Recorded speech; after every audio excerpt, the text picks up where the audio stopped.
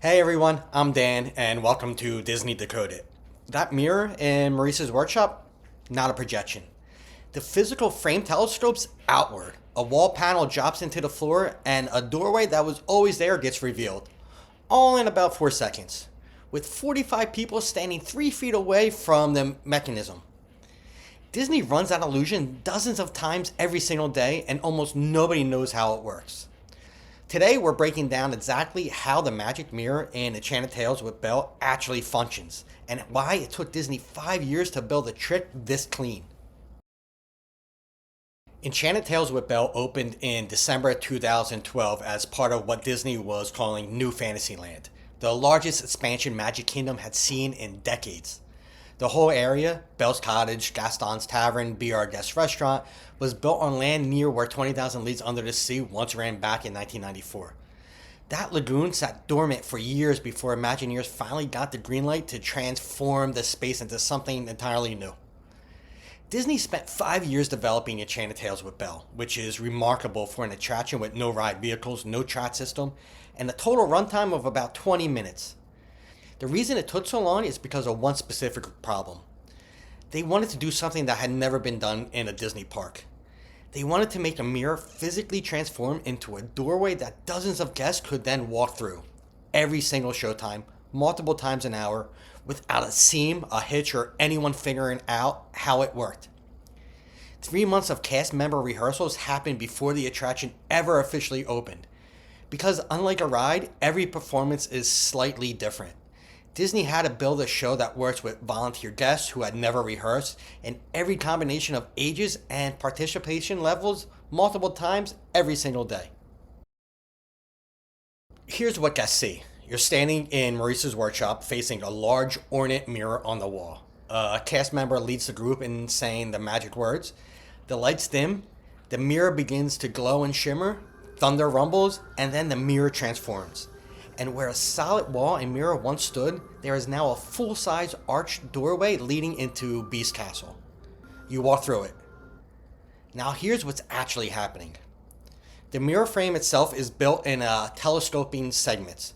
As the effect begins, the top sides of the frame extend outwards, growing in multiple directions simultaneously. At the same time, the lower wall panel below the decorative chair rail slides down into the floor, and the mirror frame bottom extends with it until the frame is flush with the ground. The mirror frame isn't disappearing. It's expanding to reveal an opening that was always behind it. The green glow that builds inside the mirror during the transformation is a projection, originating from above the guest and the cottage itself, angled precisely to create the shimmer effect on the mirror surface. The props on the floor near the base of the mirror are not random clutter. They are deliberately placed to conceal exactly where the wall panel disappears into the floor. You're looking at them, which means you're not looking at the mechanism. The result is an effect so clean that guests routinely stand in the doorway after walking through trying to figure out where their mirror went. It didn't go anywhere. You're standing inside the frame. What makes this brilliant from an engineering standpoint is the repeatability. This illusion runs dozens of times a day, every day, with groups of up to 45 guests standing just feet away from the mechanism. The tolerances of the telescoping frame and the sliding wall panel have to be precise enough that nothing ever catches, nothing ever jams, and no one ever sees the gap before the moment Disney wants them to.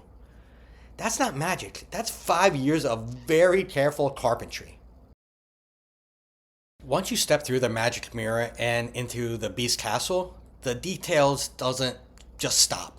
It gets dialed up to 11. These go to 11. Take a look at the library where the main pre-show happens.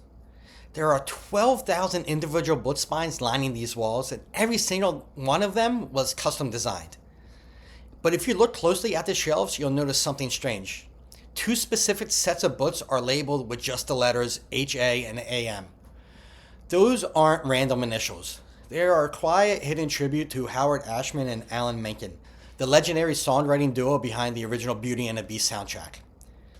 Think about that. Disney hid their initials in the shelves of a library inside a show built more than 20 years later. It's a beautiful nod to the men who created the music that started it all.